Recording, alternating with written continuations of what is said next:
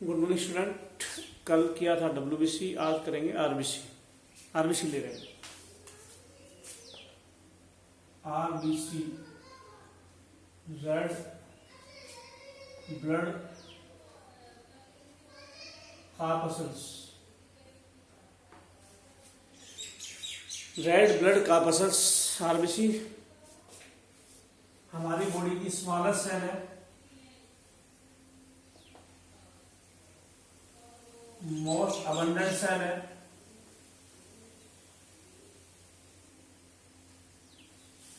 Most abundant tissue तो connective tissue होता है। Most abundant tissue connective tissue और मोस्ट वाइडली स्प्रेड टिश्यू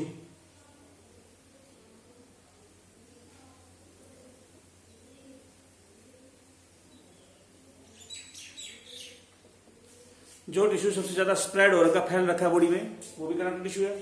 सबसे ज्यादा टिश्यू भी कनेक्टिव टिश्यू है। हमारी बॉडी की सबसे छोटी सेल और सबसे ज्यादा सेल आरबीसी है। हमारी बॉडी में स्मॉलेस्ट सेल भी आरबीसी है, सबसे ज्यादा सेल भी आरबीसी है।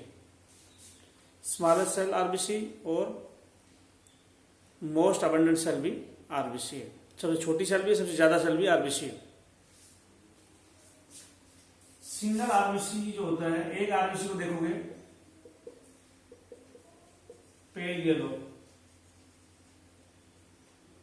ग्रुप ऑफ आरबीसी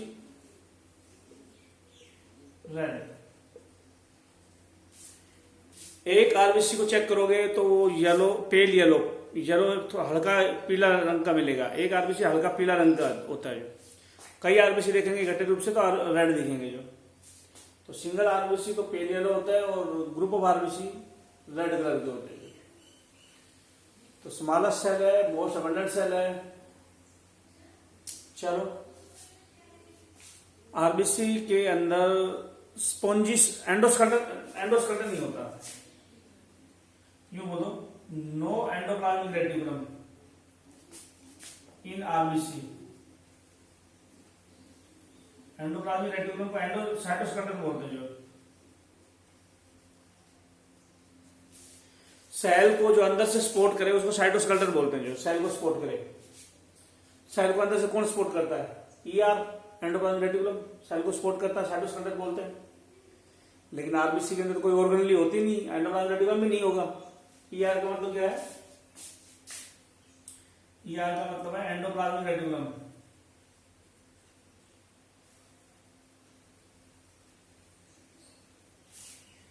आरबीसी के अंदर एंडोप्लाज्मिक रेटिकुलम नहीं होता है। नॉर्मल सेल में एंडोप्लाज्मिक रेटिकुलम सपोर्ट करता है, साइटोस्केलेटन बोलते हैं। जो नॉर्मल एंडोप्लाज्मिक रेटिकुलम को हम साइटोस्केलेटन बोलते हैं। जो नॉर्मल जो एंडोप्लाज्मिक रेटिकुलम होता है उसको साइटोस्केलेटन बोलते हैं, सेल को सपोर्ट करता है एंडोप्लाज्मिक रेटिकुलम।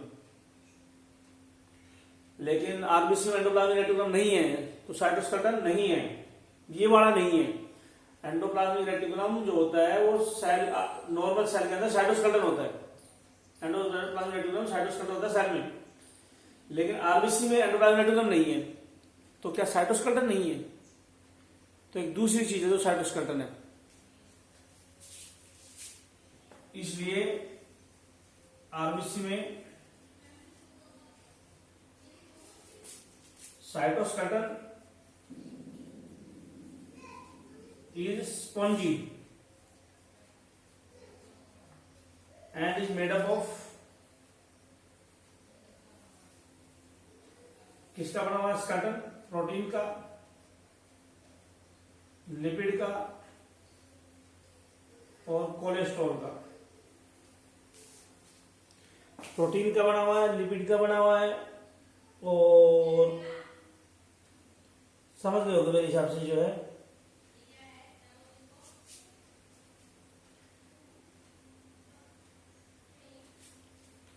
क्या कहा मैंने?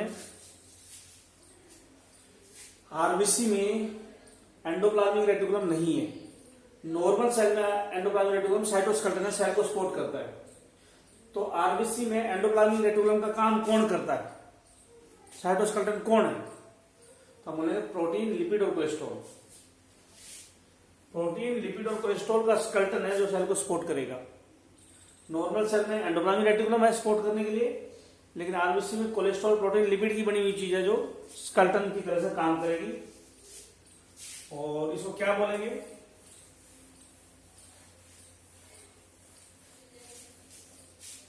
इसको क्या बोलेंगे? कोलेस्ट्रॉल प्रोटीन लिपिड की बनी हुई चीज को स्ट्रोमेटिन। स्ट्रोमेटिन जो है ये साइटोस्केलेटन है आरबीसी का।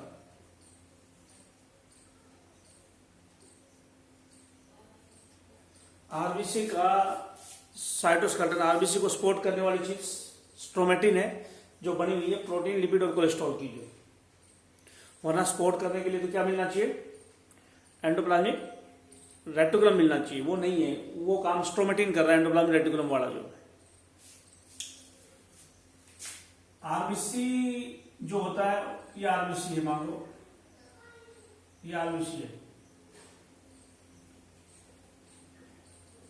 इसकी सेल मेम्ब्रेन को हम नाम देते हैं Donnan membrane.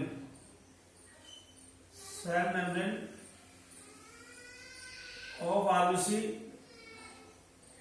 Is called Donnan membrane.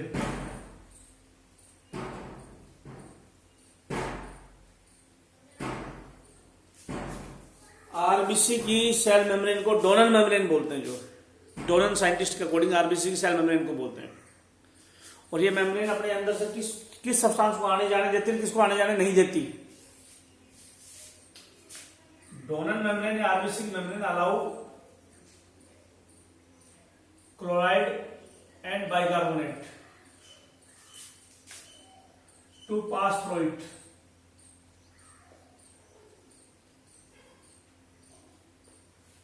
Chloride और बाइकार्बोनेट को आने जाने देगी आरबीसी की मेम्ब्रेन। इट डजंट अलाउ, किसको अलाउ नहीं करेगी? सोडियम और पोटाशियम को। सोडियम और पोटाशियम को अलाउ नहीं करेगी। सोडियम पोटाशियम को अलाउ नहीं करेगी। क्लोराइड और बाइकार्बोनेट को अलाउ करेगी। क्लोराइड और बाइकार्बोनेट का ट्रांसपोर्ट जरूरी है ड्यूरिंग CO2 ट्रांसपोर्ट।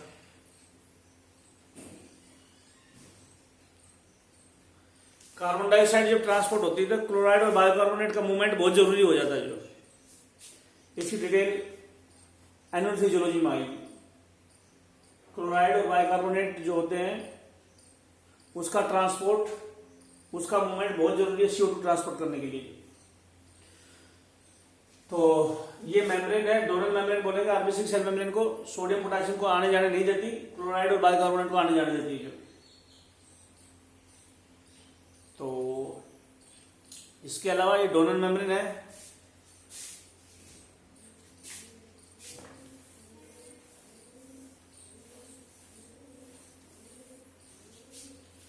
और आरबीसी के अंदर दुनिया का सबसे ज्यादा तेज एंजाइम, फास्टेस्ट एंजाइम आरबीसी के अंदर होता है।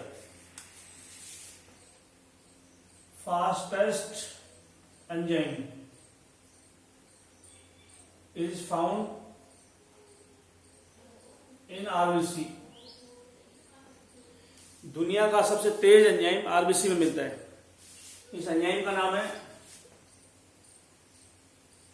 Carbonic anhydrase.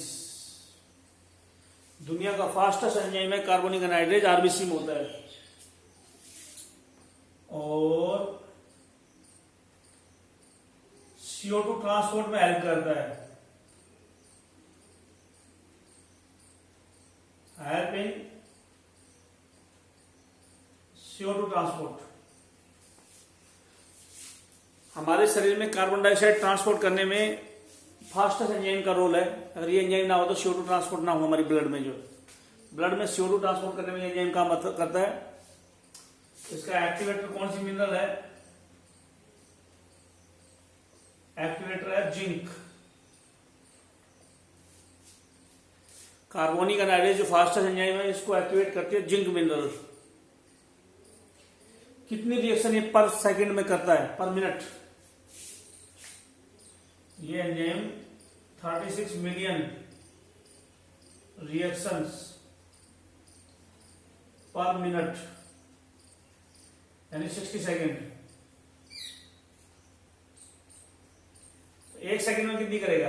एक मिनट में इतनी, तो एक सेकंड में 60 सेकंड में इतनी की। तो यूं लिखना पड़ेगा 60 सेकंड में रिएक्शन किए इसने 36 मिलियन, और एक सेकंड में 36 मिलियन को ऐसे लिख सकते हो, मिलियन को 10 to the power 6 लिख सकते हो, डिवाइड बाय 60। तो एक ये गया 10 to the power 5 हो गई, 6 हो गया, 6 लाख रिएक्शन।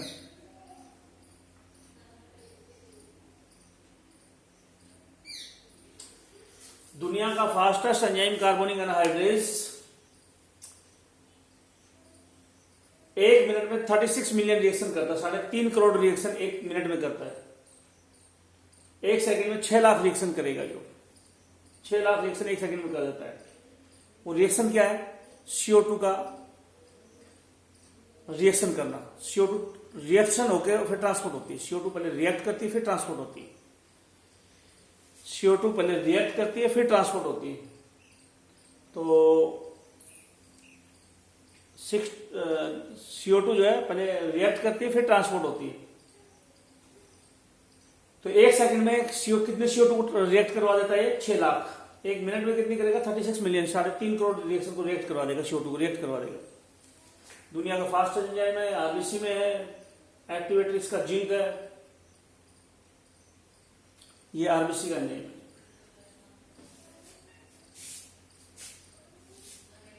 इसके अलावा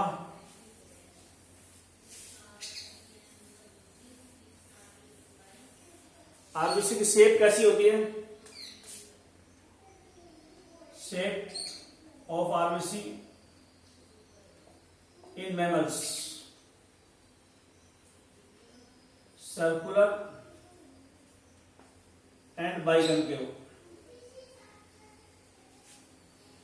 लेकिन ओवल और बाइकन्वेक्स कहां का है? ये है camel, llama, fishes, amphibia, reptiles, aves. सारे वर्टिब्रेट में, मैमल को छोड़कर सारे वर्टिब्रेट में ओवल और बाइकन्वेक्स है। ये ओवल होगी एग लाइक और बाइकन्वेक्स होगी। मैमल में 2 मैमल है जिनकी RBC फिश एम्फीबिया जैसी है, सर्कुलर और ओवल और बाइकन्वेक्स। ओवल और बाइकन्वेक्स RBC किसके हैं? मैमल को छोड़कर बाकी के एनिमल के जो। लेकिन 2 मैमल है जो फिश एम्फीबिया की तरह से ओवल बाइकन्वेक्स है, कैमल और लामा। और जितने भी मैमल बच गए सबकी RBC शेप ऐसी है, ये सर्कुलर और बाइकन, गोल भी है और केविटी भी है, गोल भी है और केविटी भी है, सर्कुलर और बाइकन केवल हो गया। ये RBC की शेप है, कैसी कैसी शेप बनी है RBC के अंदर।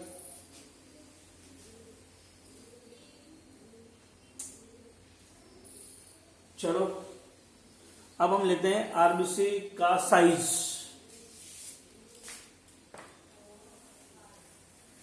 RBC का साइज कितना है? RBC का साइज,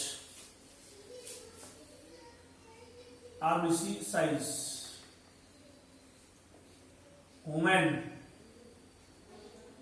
7.5 माइक्रोमीटर।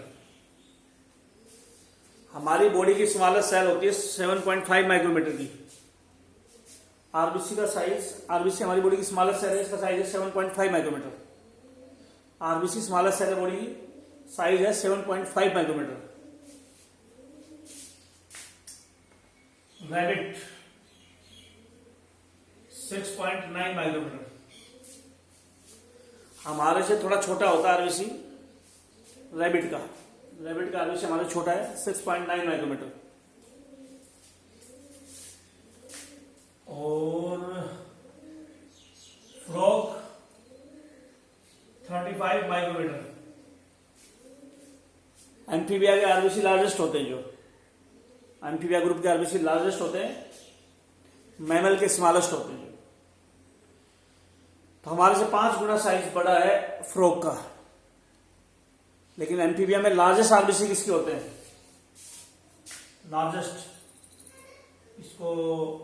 लार्जेस्ट आरबीसी किसके होते हैं? एम्फियोमा के। ये थोड़े बहुत डाटा मैंने एनिमल किंगडम में करवाए थे। एम्फियोमा, कोंगो ईल, एम्फियोमा या कोंगो ईल, इसके आरबीसी लार्जेस्ट होते हैं। दुनिया में सबसे बड़े आरबीसी एम्फियोमा या कोंगो ईल के होते हैं। ये होते हैं 75 माइक्रोमीटर। एम्फियोमा या कोंगो ईल के आरबीसी होते हैं 75 माइक्रोमीटर। हमारे से 10 गुना बड़े होते हैं जो एम्फियोमा के। जो ये लार्जेस्ट आरबीसी है। दुनिया का स्मॉलेस्ट आरबीसी किसका होता है? मैमल का होता है। लेकिन मैमल का नाम बताओ। स्मॉलेस्ट आरबीसी होते हैं मस्क डियर के। साइंटिफिक नेम है ट्रैगुलस।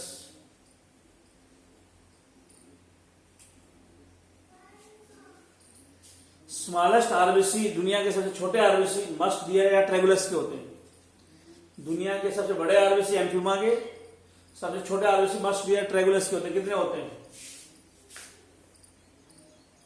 2 से 2.5 माइक्रोमीटर। 2 से 2.5 माइक्रोमीटर के होते हैं, यानी हमारे 3 गुना छोटे होते हैं मस्क डियर के आरबीसी। जो ये दुनिया का स्मॉलेस्ट आरबीसी मैमल के होता है, लेकिन मैमल में भी मस्क डियर के। दुनिया में सबसे बड़ा आरबीसी एम्फीबिया के, लेकिन उसमें भी एम्फियोमा के। मैमल में सबसे छोटा आरबीसी तो देख लिया आपने, मस्क डियर का है। लेकिन किस मैमल का आरबीसी सबसे बड़ा है? लार्जेस्ट आरबीसी इन mammal,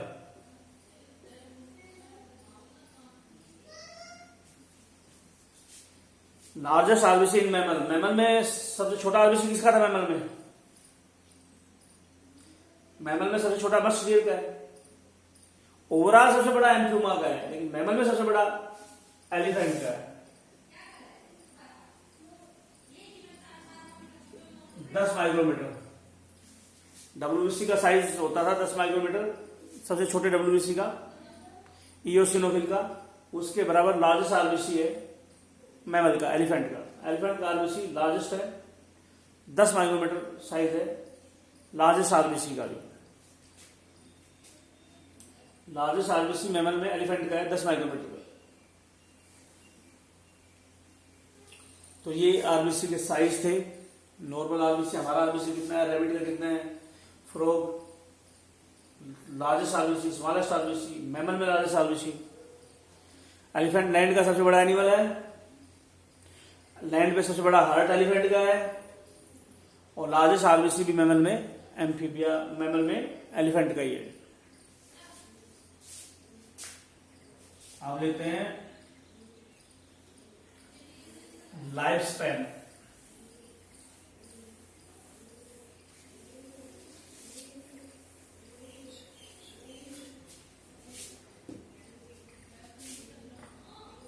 life span, life span का मतलब एज। लाइफ स्पैन का मतलब एज, उम्र। कितने दिन तक इसकी सर्वाइव करता है RBC. Life span of RBC,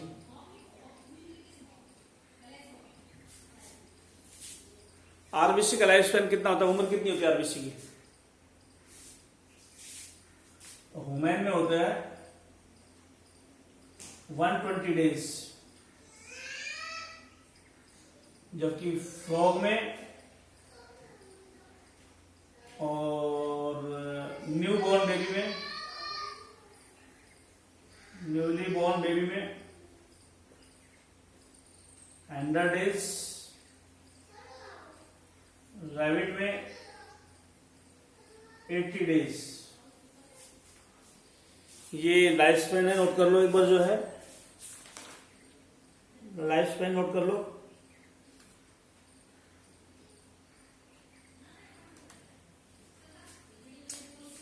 life span या उम्र जो है, वुमेन में 120 डेज है, 4 महीने तक आदमी से सर्वाइव करता है, और रैबिट में 80 डेज, बच्चा जो नया पैदा होता है उसका, और मेंढक का लाइफ स्पैन बराबर है 100 डेज है। इसके अलावा लाइफ स्पैन हो गया, और नंबर कितना है इसका, नंबर ऑफ आरबीसी,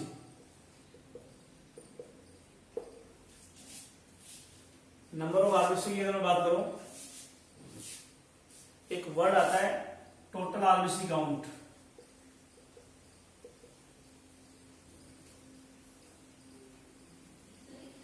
एक वर्ड आता है टोटल आरबीसी काउंट। एक एमएम एरिया में जितने आरबीसी होते हैं उसको टोटल आरबीसी काउंट बोलते हैं। Number of RBC, number of RBC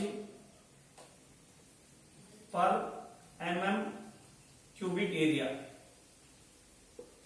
एक एमएम इतना होता है, एक डॉट के बराबर, ये इतना, एक एमएम एक डॉट के बराबर होता है। जो इतने एरिया में जितने आरबीसी होंगे उसको टोटल आरबीसी काउंट बोलते हैं। कितनी होती है ये RBC count, total RBC count 5.5 million male, 4.5 million female, 6.8 million newly born baby,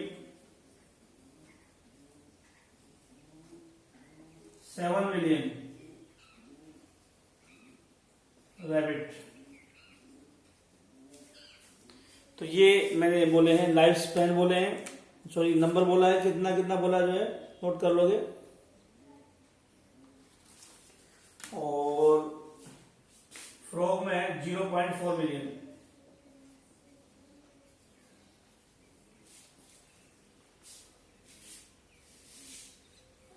variation मिल सकती है इसमें नंबर में। ये जो मैं पूरा टॉपिक आज का है एलन के नोट से करवा रहा हूँ, पूरा का पूरा एलन के नोट से, जो डाटा उसने लिया है। एनसीईआरटी बाद में लूंगा मैं। जो मेल में कितने आरबीसी होते हैं, जो 5.5 मिलियन का मतलब होता है एक एमएम एरिया में 55 लाख, 1 मिलियन 10 लाख को बोलते हैं। 55 lakh RBC, 55 lakh RBC male में होते हैं एक एमएम एरिया में। फीमेल में 45 लाख होता है। फीमेल में आरबीसी कम होता है मेल की बजाय। जो फीमेल में मेटाबॉलिक रेट भी कम होता है मेल की बजाय। फीमेल में ऑक्सीजन की रिक्वायरमेंट भी कम होती है मेल की बजाय। ऑक्सीजन रिक्वायरमेंट कम होगी तो हीमोग्लोबिन कम होगी, ट्रांसपोर्ट कम करना पड़ेगा, आरबीसी कम होंगे। आरबीसी में हीमोग्लोबिन है, हीमोग्लोबिन ऑक्सीजन को ट्रांसपोर्ट करती है और ऑक्सीजन मेटाबॉलिज्म को अफेक्ट करता है। फीमेल में मेटाबॉलिक रेट स्लो डाउन है तो ऑक्सीजन की कमी है, ऑक्सीजन की जरूरत ही नहीं है, तो आरबीसी हीमोग्लोबिन कम होंगे। जो हीमोग्लोबिन भी कम होती है फीमेल में, आरबीसी भी कम होती है। फीमेल में होगा 4.5 मिलियन, मेल में होगा 5.5 मिलियन। जो बच्चा नया नया पैदा होता है उसमें आरबीसी होते हैं ज्यादा, क्योंकि मेटाबॉलिक रेट ज्यादा होता है उसमें, बच्चे के अंदर ज्यादा ऑक्सीजन की कंजप्शन होती है। जो तो 6.8 मिलियन। छोटे ऑर्गेनिज्म में मेटाबॉलिज्म ज्यादा होता है। रैबिट में भी हमारे छोटा इसलिए ज्यादा मेटाबॉलिज्म है, इसलिए वहां पे भी 7.4 मिलियन है।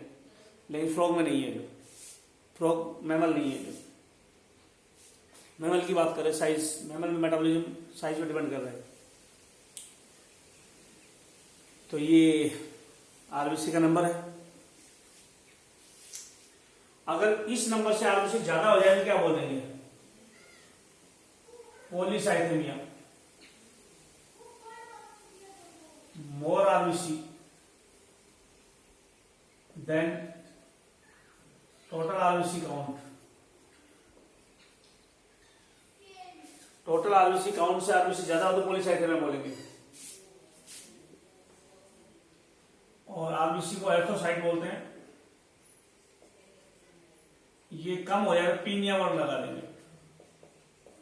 डब्ल्यूबीसी कम होने को भी ल्यूकोपीनिया बोल रहे थे, ल्यूकोसाइटोपिनिया, ल्यूकोपेनिया। आरबीसी कम होने को भी एर्थोसाइटोपिनिया बोलेंगे।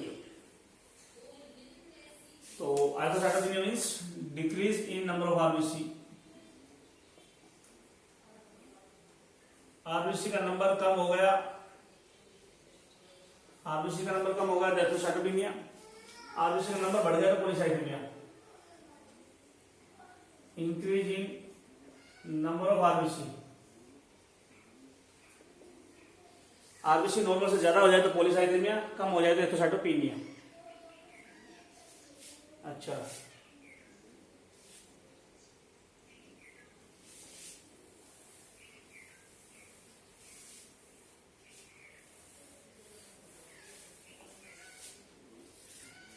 एक वर्ड आता है अनआइसोसाइटोसिस, और एक होता है पोइकिलोसाइटोसिस।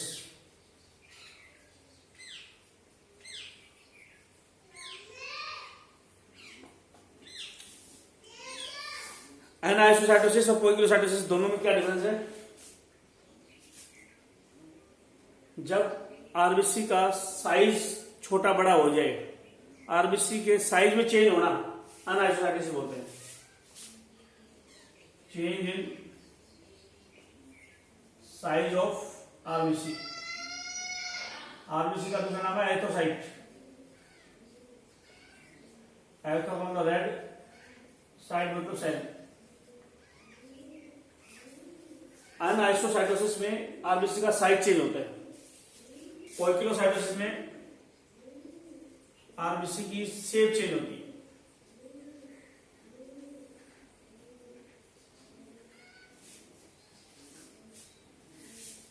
अनआइसोसाइटोसिस और हो गए मैक्रोसाइटोसिस। और अनआइसोसाइटोसिस में आरबीसी की शेप चेंज, साइज चेंज हुआ है। आरबीसी का साइज बढ़ जाए तो मैक्रोसाइट। मैक्रोसाइट क्या है? Increase in RBC size. Microsite decrease in RBC size. RBC का साइज बढ़ जाए तो बोलेंगे मैक्रोसाइट, घट जाए तो बोलेंगे माइक्रोसाइट। माइक्रोसाइट होती है आयरन की कमी से, due to iron deficiency. Iron की कमी से आरबीसी छोटे हो जाते हैं, तो वैसे ही छोटे हैं और छोटे हो जाएंगे। B12 की डेफिशिएंसी से, B12 विटामिन जो होती है डेफिशिएंसी, B12 विटामिन की कमी से मैक्रोसाइट आरबीसी बड़े हो जाएंगे। तो ये आयरन की कमी से और B12 विटामिन की कमी से क्या हो जाता है? अनआइसोसाइटोसिस हो जाती है। या तो आरबीसी घटेंगे या बढ़ेंगे साइज में। आरबीसी की शेप कब चेंज होती है? In uremia RBC become irregular.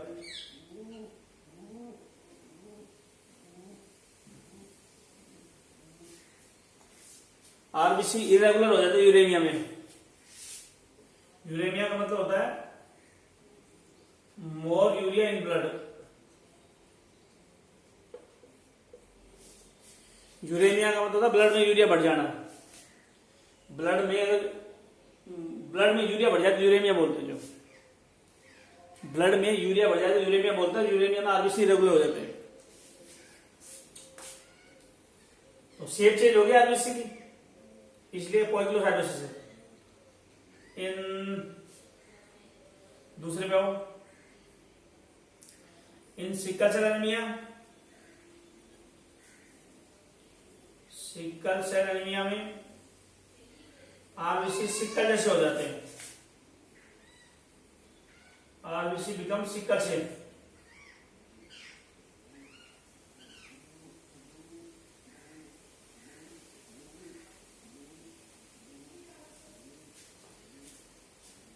Sickle cell anaemia बीमारी है जिसमें आरबीसी सिकल या दराती जैसे हो जाते हैं, जो आरबीसी सिकल या दराती जैसे हो जाते हैं सिकल सेल एनीमिया में।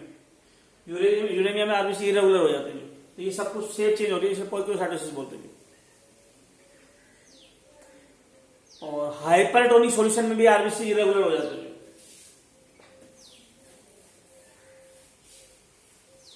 आरबीसी इन सिक्कर उसमें हाइपरटोनिक सॉल्यूशन में आरबीसी को रख दो,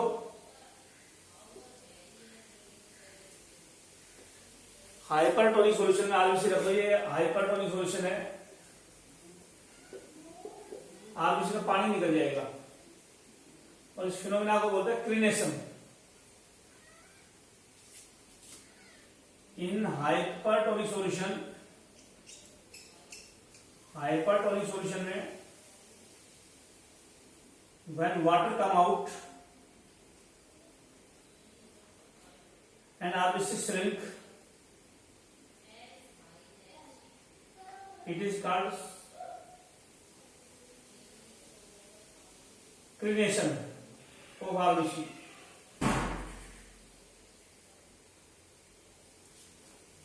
हाइपरटोनिक सॉल्यूशन का मतलब मोर साल्ट,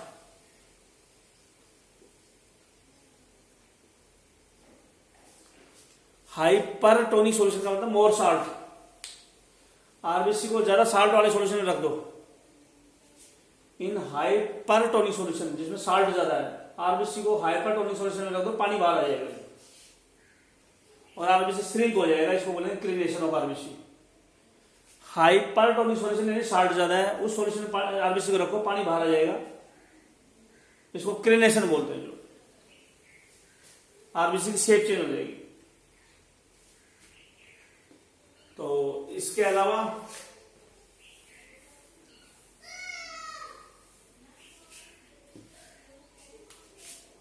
अगर आरबीसी को हाइपोटोनिक सॉल्यूशन में रख दे, हाइपोटोनिक सॉल्यूशन में रख दे आरबीसी को, जिसमें साल्ट कम है, आरबीसी को लेस साल्ट वाले में रखे, हाइपोटोनिक सॉल्यूशन में रखे तो पानी अंदर जाएगा और आरबीसी बर्स्ट हो जाएगा। तो in this solution, hypotonic solution के अंदर पानी अंदर जाएगा। हाइपोटोनिक सॉल्यूशन में water enter in the RBC and RBC burst, और आरबीसी के टुकड़ों को बोलेंगे पीसीस ऑफ आरबीसी और सेल गोस्ट।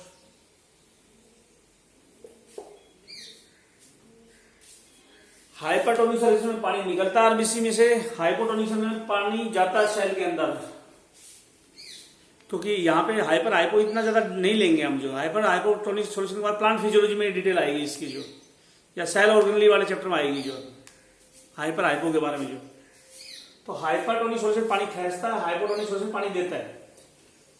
हाइपरटोनिक सॉल्यूशन पानी निकलेगा तो आरबीसी श्रिंक हो जाएंगे, क्लीनेशन बोलेंगे। हाइपोटोनिक सॉल्यूशन पानी अंदर जाएगा, सेल फट जाएगी, आरबीसी के टुकड़ों को बोलेंगे सेल गोस्ट। ठीक है। आइसोटोनिक सॉल्यूशन में पानी अंदर भी जाएगा, बाहर भी आएगा, सेल का कोई चेंज नहीं आएगा। आइसोटोनिक सॉल्यूशन में आरबीसी में कोई चेंज नहीं आता।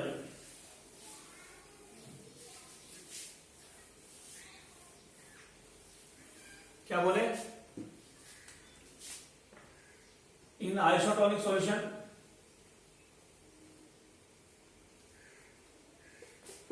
No change in RBC. Isotonic solution में कोई आरबीसी में चेंज नहीं आता है, ना ब्रस्ट, ना तो वो श्रिंक होगा, ना ब्रस्ट होगा, ना सिकुड़ेगा, ना फटेगा, क्योंकि पानी अंदर भी जा रहा है, बाहर भी आ रहा है, बराबर हो रहा है सब कुछ। चलो, हीमोग्लोबिन आरबीसी में होती है, आरबीसी में हीमोग्लोबिन होती है। ब्लड रेड होता है आरबीसी की वजह से, आरबीसी रेड होती है हीमोग्लोबिन की वजह से। ब्लड रेड होता है आरबीसी की वजह से, आरबीसी रेड होता है हीमोग्लोबिन की वजह से। आरबीसी की अगर मैं बात करूं तो क्या खास बात है, आरबीसी की हीमोग्लोबिन की क्या खास बात है? हीमोग्लोबिन में 4 चेन होती है, 4 chains. Alpha chain, beta chain, gamma chain, delta chain. 4 type की चेन होती है हीमोग्लोबिन में, 4 टाइप्स।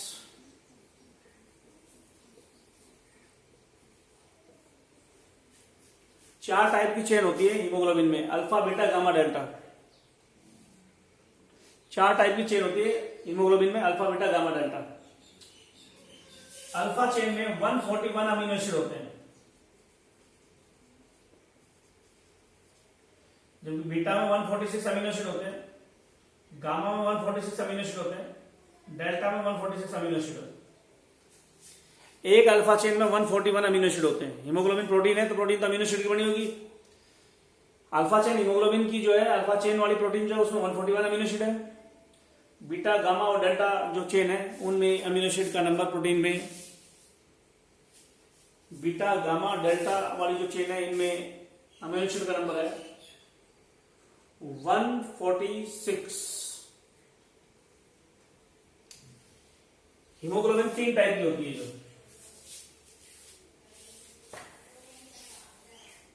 हीमोग्लोबिन 3 टाइप की होती है।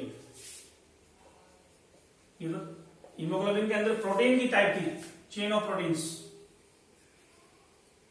हीमोग्लोबिन के अंदर जो प्रोटीन की चेन है वो कितने टाइप की थी? अब हीमोग्लोबिन कितने टाइप की है? Types of haemoglobin. हीमोग्लोबिन का एचबी से विभाजन करेंगे, HbA, HbA2, HbF।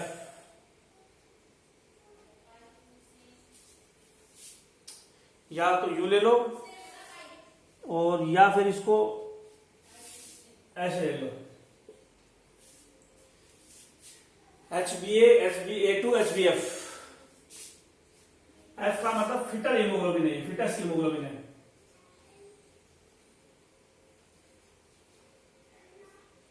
जबकि ये दोनों अडल्ट हीमोग्लोबिन है।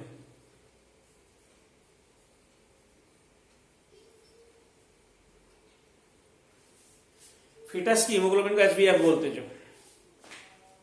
फिटस की हीमोग्लोबिन HbF, HB मतलब हीमोग्लोबिन, F मतलब फिटस। HB हीमोग्लोबिन, F मतलब फिटस। A का मतलब HB मतलब हीमोग्लोबिन, A मतलब अडल्ट। तो HbA में 2 अल्फा चेन, 2 बीटा चेन। अगर यूं पूछा जाए हमारे अंदर जो HbA हीमोग्लोबिन है इसमें 2 चेन अल्फा की होती है, 2 चेन बीटा की होती है। जबकि जो HbA2 है इसमें 2 अल्फा चेन है, 2 डेल्टा चेन है। HbF में 2 अल्फा चेन है और 2 गामा चेन है।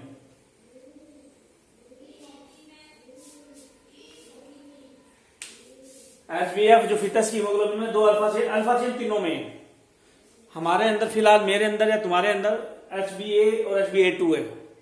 जब हम पैदा नहीं हुए थे तो हमारे अंदर हीमोग्लोबिन HbF थी। जो अगर मैं बात करूं इन तीनों हीमोग्लोबिन की बात करूं, तीनों हीमोग्लोबिन की बात करूं, A, A2 और F, 3 हीमोग्लोबिन है। तो 3 हीमोग्लोबिन है, F फिटस की है, A अडल्ट की है। तीनों में अल्फा चेन तो 2 है ही। जो और दूसरी चेन कौन सी है? जो नॉर्मल हीमोग्लोबिन जो सबसे ज्यादा मिलती है HbA, उसमें 2 बीटा चेन है अल्फा के साथ। A2 जो कम हीमोग्लोबिन है अडल्ट में, उसमें 2 डेल्टा चेन है अल्फा के साथ। और पैदा नहीं हुए थे तब उसमें 2 अल्फा के साथ 2 बीटा चेन थी। जो तो बताओ इनके अंदर कितने अमीनो एसिड होंगे। एक हीमोग्लोबिन में कितना अमीनो एसिड है, इसके निकाल लो। 2 अल्फा है, एक अल्फा में 141 अमीनो एसिड, 2 में 282। 2 बीटा चेन, एक में 146 अमीनो एसिड, 2 में 292, यानी 574। कितने अमीनो एसिड होते हैं?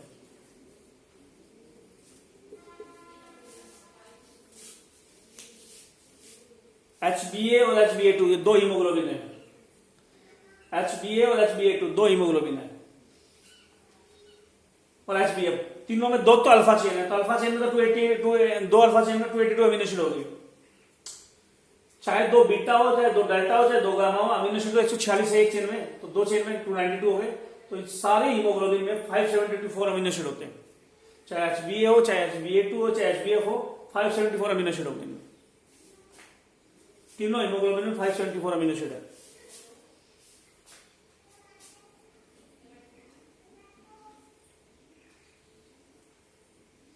अब हम आते हैं ऑक्सीजन की एफिनिटी किस में ज्यादा होती है। ऑक्सीजन की एफिनिटी, हीमोग्लोबिन से जुड़ने की एफिनिटी किसकी ज्यादा होती है? HbF की। HbF have more affinity for oxygen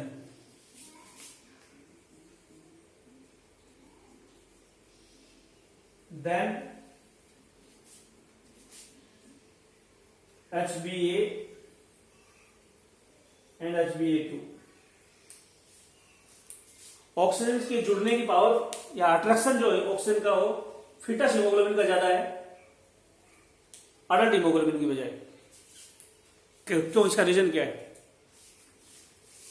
इसका रीजन क्या है?